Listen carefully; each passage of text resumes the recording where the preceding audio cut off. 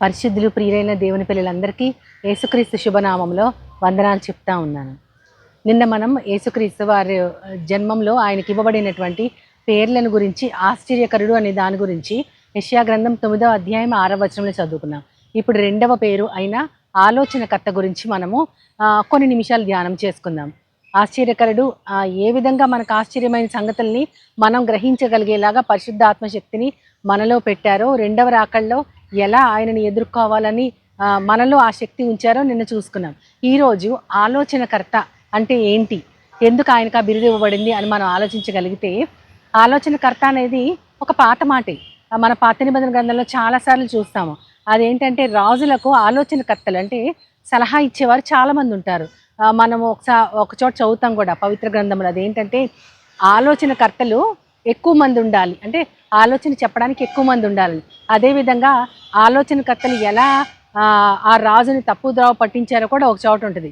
ఈ ఆలోచన చెప్పడం వల్ల, ఎక్కువ మంది చెప్పిన ఆలోచన వల్ల ఏ విధంగా ఆయన త్రోవ తప్పారు కూడా ఉంటుంది.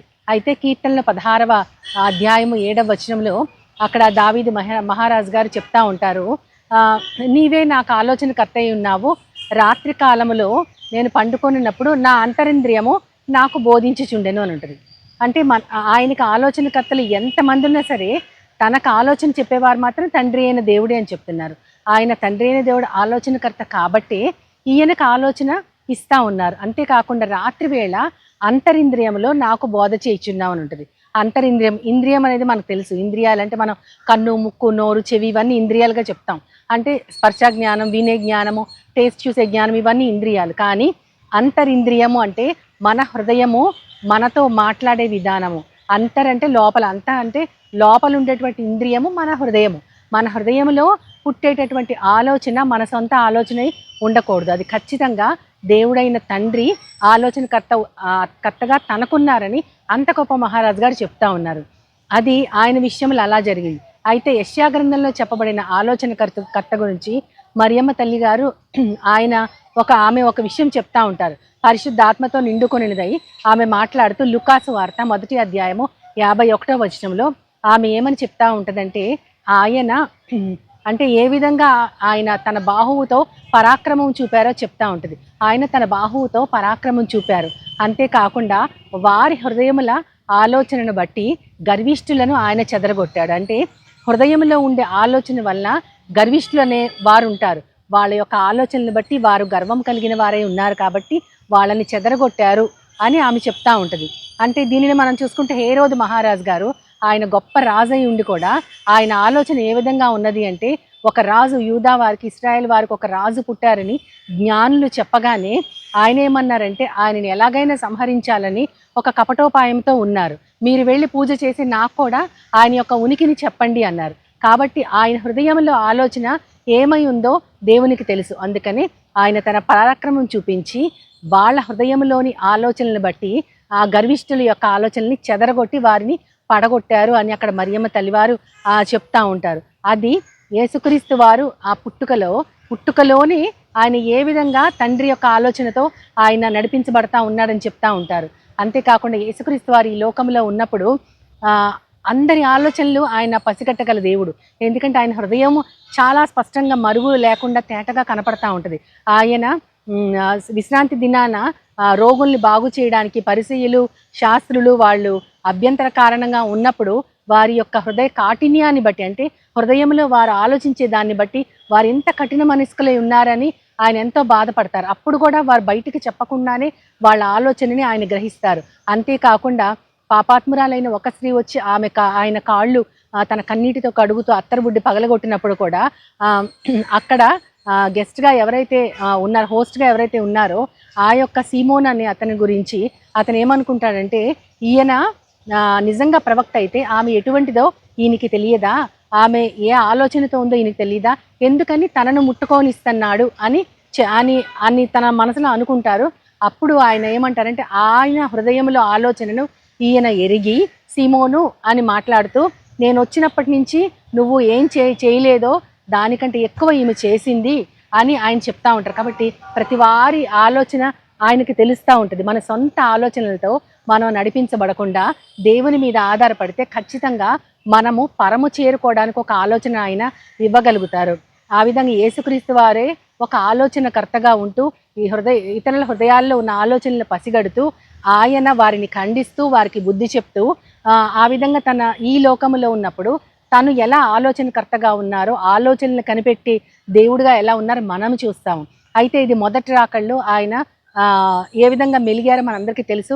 ఈ పవిత్ర గ్రంథంలో ఆయన గురించినటువంటి సంగతులన్నీ కూడా మనకి భద్రపరచబడి ఉన్నాయి.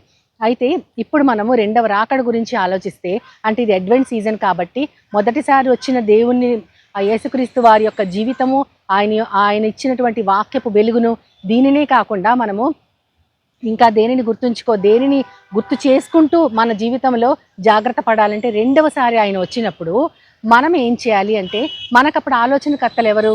మనము మన జీవితంలో నడవటానికి ఈ వాక్యం మన చేతిలో ఉంది, మన హృదయంలో ఉంటుంది. కానీ మనం వెనువెంటనే కొన్ని నిర్ణయాలు తీసుకునేటప్పుడు మనల్ని నడిపించే ఆలోచనకర్త ఎవరంటే, మనం హృదయంలో ఉన్న పరిశుద్ధమైన ఆత్మదేవుడు. ఆయన మనకు ఆలోచన ఇచ్చి నడిపిస్తూ ఉంటారు. అందుకని పౌలు గారు కొరింథీయులకు రాసిన మొదటి పత్రికలో 4వ అధ్యాయం 5వ వచనంలో ఏమనుంటుందంటే, ప్రభువు దినము వచ్చే వరకు ఎవ్వరు కూడా తీర్పు తీర్చకండి. ఆయన వచ్చినప్పుడు అంధకారములోని రహస్యాలన్నీ వెలుగులోకి తెస్తారు, హృదయంలో ఉన్న ఆలోచనలు కూడా ఆయన బయలుపరుస్తారు. కాబట్టి ఆయన హృదయంలో ఉన్న ఆలోచనలు బయలుపరుస్తారు కాబట్టి ప్రతి వానికి కూడా కేవలము దేవుని వల్లనే మెప్పు కలుగుతుంది అని ఆయన చెప్తా ఉంటారు. అంటే యేసుక్రీస్తు వారి ఈ లోకంలో తన పని చేసి వెళ్ళిపోయిన తర్వాత ఆయన యొక్క మాటల్ని, ఆయన యొక్క బోధని మాత్రమే మనకి గుర్తు చేస్తూ మనల్ని నడిపించే పరిశుద్ధాత్మ దేవుని అత్రిత్వంలోని ఆఖరి వ్యక్తి అయిన పరిశుద్ధాత్మ దేవుడు మన హృదయంలో ఉండి మనకు సహాయం చేస్తూ ఉన్నారు. కాబట్టి ఎవరెవరి జీవితాల్లో ఏమేమి జరుగుతున్నాయో మనకి ఏం తెలియదు, దాని యొక్క ఆలోచనలు మనకు తెలియదు. కాబట్టి ఎవరి గురించి వాళ్ళ జీవితంలో ఎలాంటి ఫేస్ చేస్తున్నారో అనేది మనకు తెలియదు. కాబట్టి మనం తీర్పు అనేది తీర్చకూడదు. కానీ అంటే కొంతమంది బయటికి కనపడే విధానం ఒకటి, లోపలికి ఆలోచించే విధానం అది. బయటి వాళ్ళు కఠినంగా కనపడవచ్చు, కానీ వారి హృదయాలోచన దేవునికి సంబంధించింది, ఆయన నడిపించే విధానంలో ఉండొచ్చు. కాబట్టి బయటకు కనపడే దానిని బట్టి మనం ఎవరిని తీర్పు తీర్చకూడదు. అందుకని దేవుడు వచ్చినప్పుడు ప్రతి వారి హృదయంలో ఏముందో ప్రతి ఆలోచనని ఆయన బయలుపరిచి ప్రతి వానికి తగిన మెప్పు దేవుడే ఇస్తారు. రెండవ రాకల్లో ఆ విధంగా మన హృదయాలోచనలు శుద్ధపరచబడినవై దేవునికి ఇష్టమైనవిగా మన ఆలోచనలు ఉంటే, మన ఆలోచనలు అందరి ముందు బయలుపరిచి మనుషులతో మెప్పు పొందినా పొందకపోయినా అది వేరే విషయం. మన ఆలోచనల్ని ఆయన బయలుపరిచి ఆయనే మనకి తగిన మెప్పిస్తారు. కాబట్టి అప్పటిదాకా మన హృదయ ఆలోచనలు పవిత్ర గ్రంథం చెప్పినట్లుగా పరిశుద్ధాత్ముడైన ఆత్మదేవుడు మనల్ని నడిపించే విధంగా మన ఆలోచనలన్నీ కూడా ఆలోచనకర్త అయిన యేసుక్రీస్తును అనుసరించి ఉండగలిగితే మనం ఖచ్చితంగా దేవుని రాజ్యంలో, అంటే రెండవ రాకడలో ఆ ఆలోచనకర్త మనల్ని మెచ్చుకునేటట్లుగా మన ఆలోచనలు ఉండాలని దేవునిని ప్రార్థిస్తూ ఆయన సహాయం కోరుకుందాం. ప్రేమ నమ్మకం గల నా ప్రియ పరలోకపు తండ్రి, నాయన మీరు ఆలోచనకర్తగా ఉన్నారు ప్రభా. తండ్రి అయిన దేవుని యొక్క ఆలోచనలే దావీదు మహారాజు గారికి అంతరింద్రియంలో బోధ చేస్తూ ఉన్నాయని చెప్పారు. అంత మాత్రమే కాదు ప్రభా, మరియమ్మ తల్లితో కూడా మీరు చెప్పించారు ప్రభా. నాయన హృదయంలో ఉన్నటువంటి ఆలోచనలు బట్టి గర్విష్ఠుల్ని చెదరగొడతాను అని చెప్పారు ప్రభా. రాబోయేటటువంటి రెండవ రాకడలో మేమందరం కూడా నీ చేత ఆ రాకడని మేము గుర్తు చేసుకుంటూ, మొదటి రాకడలో మీరు ఏ విధముగా ఎవరెవరికి ఏ ఆలోచన చెప్పారో ఆ గ్రంథంలో ఉన్న విషయాలన్నిటినీ మేము దాని ప్రకారంగా నడుచుకుంటూ మీరు ప్రత్యక్షమైనప్పుడు మాకు మెప్పు మహిమ తగిన మెప్పు కలగాలంటే ప్రభా మా హృదయపు ఆలోచనలు నువ్వే బయలుపరుస్తావు. కాబట్టి అప్పటిదాకా నువ్వు నడిపించే విధానంలో నీ ఆలోచన ప్రకారం మేమందరం నడుచుకోగలుగునట్లు నన్ను మమ్మల్ని అందరినీ నీ చేతికి అప్పచెప్పుకుంటూ నీ ప్రియకుమారుడు నా ప్రియ ప్రభువైన యేసుక్రీస్తు వారి ద్వారా కోరి ప్రార్థిస్తున్నాను పరమ తండ్రి. ఆమేన్, ఆమేన్, ఆమేన్. వందనాలు. As Jesus now, He's always near.